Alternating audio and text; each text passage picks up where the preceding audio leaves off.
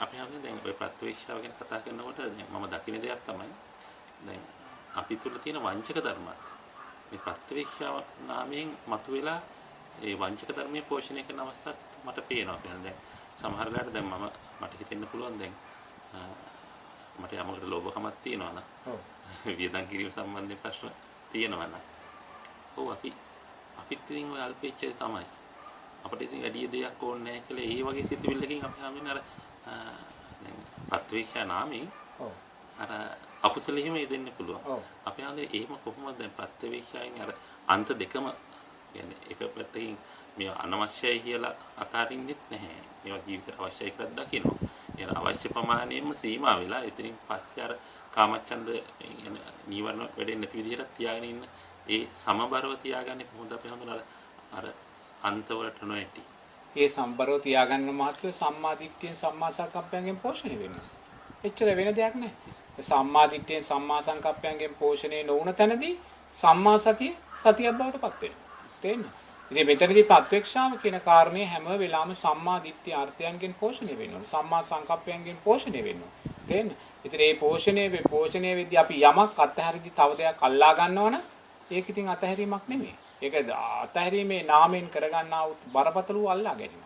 ඒක තුලින් සාමාන්‍ය කෙනෙකුට වඩා මොහේ වැඩෙනවා. අකුසල් මූලයන් වැඩෙනවා.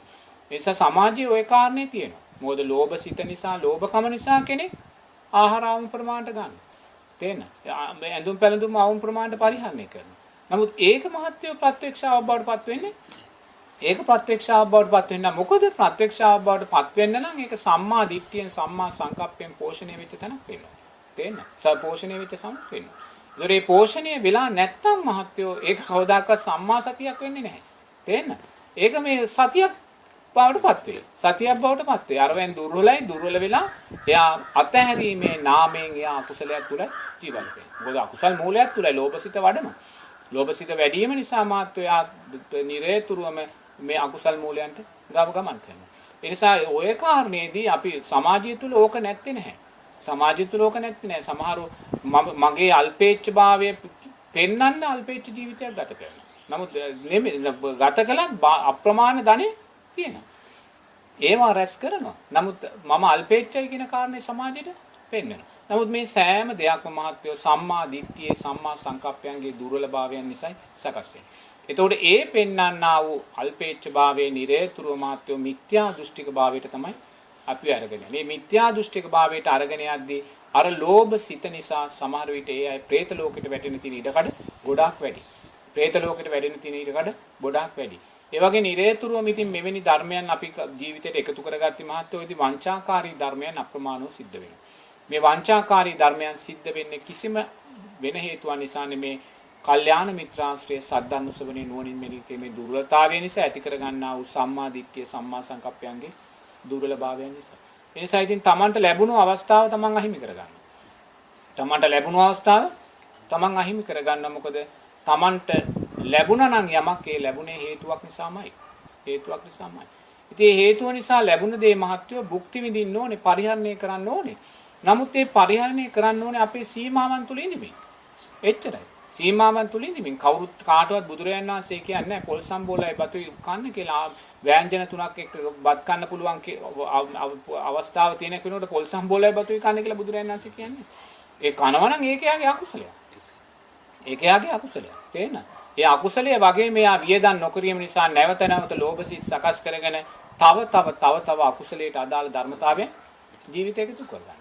නිසා බුදුරජාණන් වහන්සේ දේශනා කරන්නේ ලැබෙන දේ ප්‍රත්‍යක්ෂාවෙන් යුතුව වළඳන්න. සීමාව දැන පමණ දැන Tamanට අවශ්‍ය ප්‍රමාණයට වළඳන්න. තේන්න. එතනයි බුදුරජාණන් වහන්සේ අපිට දේශනා කරන්නේ. ඉතින් අතිරික්තය අතහරින්න. එච්චර අතිරික්තය අතහරින්න. බුදුරජාණන් වහන්සේ අප්‍රමාණ දේවල් පිළිගත්තා. සමහර පින්වතුන්ලා රන් සලු ගෙනල්ලා පූජා කළා, රිදියෙන් වියපු සලු ගෙනල්ලා පූජා කළා, දහස් කර සිවුරු පූජා කළා. නමුත් බුදුරජාණන් වහන්සේව පිළිගත්තා. නමුත් පිළි අරගෙන බුදුරජාණන් වහන්සේ ප්‍රමාණය තුල නැවතිලා ඒවා සංඝයා විසින් පරිදු පූජා කළා. තේන? ඒ නිසා එතනදී ප්‍රත්‍යක්ෂාව කියන කාරණේදී බඩගින්න ඉන්නේ කියන කාරණය, දුක් විඳින්න කියන කාරණයක් අපිට අදාළ නැහැ. අපේ ප්‍රමාණයට අපි ඒ දේ කරන්නේ. අපේ ප්‍රමාණයට දැන් මට අප්‍රමාණ සිව්පසයන් ලැබෙනවා. නමුත් ලැබුණත් මම සීමාව දන්නවා. තේන? ඒ සීමාව අපිට සකස් කරන්නේ සතිය සහ සිහිය. නමුත් මට තේරෙනවා නම් මේ සීමාව තුළ මට නතර වෙන්න බැරි සාධක සමාජය තුළ සිද්ධ වෙනවා කියලා මම සමාජයෙන් බැහැරට යනවා. තේරෙනවද? සමාජයේ මගේ භික්ෂුත්වය ආරක්ෂාව උදෙසා සංඝයා කියන අර්ථයේ ගෞරවය ආරක්ෂාව උදෙසා මම සමාජයෙන් බැහැරට යනවා. තේරෙනවද? එතනදී ආයිමත් අපි බලන්න ඕනේ සංඝයා කියන අර්ථයේ ගරුත්වය. තේරෙනවද? සංඝයා කියන අර්ථයේ ගරුත්වය.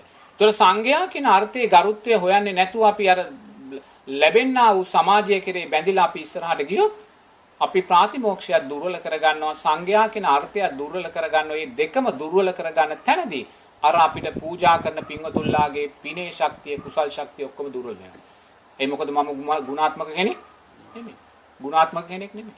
ඒතර අපි භික්ෂූන් හැටියට බුදුරජාණන් වහන්සේ දේශනා කරපු ප්‍රාතිමෝක්ෂ සීලයට අදාළව හැම තප්පරේම හැම දසෙමම ගුණාත්මක භාවයක් ඇති කරගන්න අපි උත්සාහ ගන්නේයි අපිට ඇල් වතුර වීදුරුවක් පූජා කරන කෙනාටත් ලැබිය යුතු ශක්තිමත් කුසලයේ ලැබෙන දෙන්න. එච්චරයි. වෙන දෙයක් නෙමෙයි.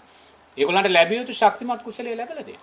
ඒතකොට අපි ඒගොල්ලන්ට ශක්තිමත් කුසලයේ ලබලා දෙද්දී ඒ අය පූජා කරන දේ අපිට අතිරික්තයක් වුණත් අපි ගන්නේයි ඒ ගැනීම තුල ඒගොල්ලන්ගේ තව කුසල් ශක්තිය වැඩි කරලා දෙන්න. තව කුසල් ශක්තිය වැඩි කරලා දෙන්න.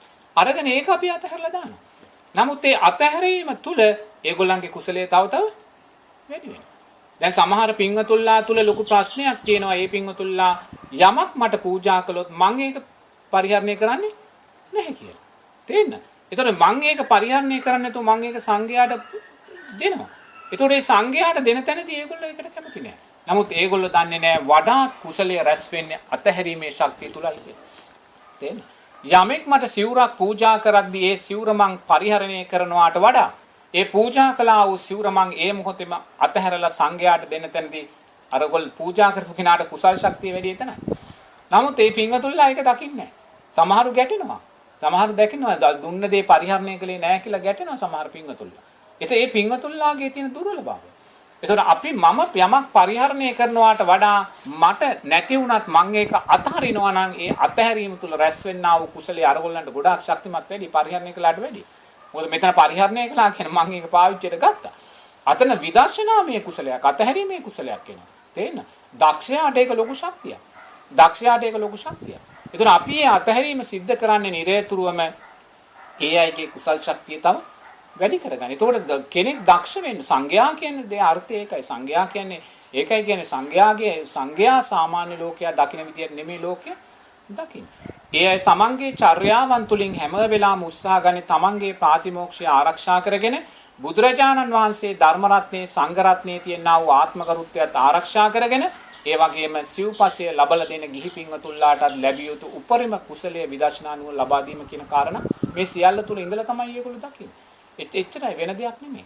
මේ දැක්ම තුල මහත්වය හැම වෙලාවෙම මේ ගිහි පින්වතුන්ලාගේ කුසල් ශක්තිය තව වැඩි භාවයටපත් වෙනවා. ඒ නිසා මේ බත කියන කාරණා ප්‍රත්‍යක්ෂාව කියන කාරණය මේ සෑම දෙයක්ම මහත්වයෝ අපි දුර්වල වෙන තැන් මගහැරලා ගිහිල්ලා නිරතුරු අපි දක්ෂ වෙන්න ඕනේ අපේ භික්ෂුත්වයට ආරක්ෂා කරන ගමන් මේ භික්ෂු භික්ෂුණී උපාසක උපාසිකා කියන මේ සිව්වනක් පිරිස ශාසනයම ආරක්ෂණා විදියට මේ සියලු දෙනාගේම ශක්තිය වැඩි කරගන්න. ඒක තමයි ශාසනය ආරක්ෂා කියලා කියන්නේ. අපි ප්‍රාතිමෝක්ෂය තුල ආරක්ෂා වෙලා අපිට සිව්පස්සේ සපවන ගිහි පින්වතුන්ලාගේ කුසල් ශක්තිය වැඩි කරනවා කියන්නේ මහත්වෝ ඒක තමයි ශාසනය ආරක්ෂා. වෙන දෙයක් නෑ. අපි ප්‍රාතිමෝක්ෂය ආරක්ෂා කරගෙන මහත්වෝ ගිහි පින්වතුන්ලාගේ ශ්‍රද්ධාව දුර්වල කළොත් ශාසනය ආරක්ෂාවක් සිද්ධ වෙන්නේ නැහැ. ඒ අපි දකින්න ඕනේ මොකද මම විතරක් නෙමෙයි භික්ෂුව තව අනාගතයේ දසදහස් ගණන් ලක්ෂ ගණන් භික්ෂුන් වහන්සේලා ලෝකේ පහළ වෙන්න ඕනේ. ඒතකොට මේ පහළ වෙන්න නම් සිව්පස්සේ අවශ්‍ය වෙනවා. පන්සල් ආරාම අවශ්‍ය වෙනවා. එතන එහෙනම් මගේ ප්‍රාතිමෝක්ෂය කියලා මට කොතනකවත් බුදුරජාණන් වහන්සේ ගිහි අයගේ සිත් රිදවන්න අවස්ථාවක් අපිට දෙන්නේ නැහැ. තේරෙනවද? ඒ නිසා මම පැවිදි වෙලා ලෝකයාගෙන් සිව්පස්සේ ලබනවා වගේම අපි දක්ෂ වෙන්න ඕනේ. ඒ සිව්පස්සේ අනාගතයේ පහළ වෙන භික්ෂුන් වහන්සේලා උදෙසා ආරක්ෂා කර දෙන්න ගිහි පින්වතුන්ලාගේ පින කියන කුසලයේ කියන සද්ධාව කියන කාරණේ තව ඉස්මතු ආකාරයෙන් කටයුතු කරන්න. එච්චරයි වෙන දෙයක් නෙමෙයි. ඒ තුලින් හැම දෙයක්ම අපි දක්ෂ වෙනවා. දැන් භික්ෂුවක් හැටියට මං ඕනෑම මොහොතකදී මගේ සෑම පැවතුමක්ම මම පවත්වන්නේ මහත්වෝ ගිහි පින්වතුන්ලා තුල සද්ධා වැඩෙන ආකාරයටමයි. ඒක තමයි මගේ ශාසනය ආරක්ෂා කිරීමේ අර්ථය. මම ප්‍රාතිමෝක්ෂය තුල ශක්තිමත් වෙලා ගිහි පින්වතුන්ලාගේ සද්ධාවේ ශක්තිය වැඩි කරන මොහොතක් පාසා මම ශාසනය ආරක්ෂිත කර කෙනෙක් බවට බුදුරජාණන් වහන්සේගේ ආත්මගරුත්වය රැක කෙනෙක් බවට අපිපත් වෙනවා. එතනින් තමයි අපි ධර්මය ආරක්ෂා කළා වෙන ශාසනය ආරක්ෂා කරලා අතුරුදහන් වෙන ශාසනය රැකීමට උපකාරක ධර්මයන් සකස් කරා. එහෙම නැතුව අපිත් ප්‍රාතිමෝක්ෂයෙන් දුර්වල වෙලා අපේ අධික සිව්පසය නිසා අපි ඒවා නිසා ගිහි පින්වතුන්ලාගේ ශ්‍රද්ධාව දුර්වල වුණොත් මහත්තයෝ ඉතින් අපි තට්ටු ගණන් පන්සල් හැදුවා වැඩක් නැහැ. අපි ශාසනය විනාශ කරන්න දායද වෙච්ච කෙනෙක් බවටයි පත් වෙන්නේ.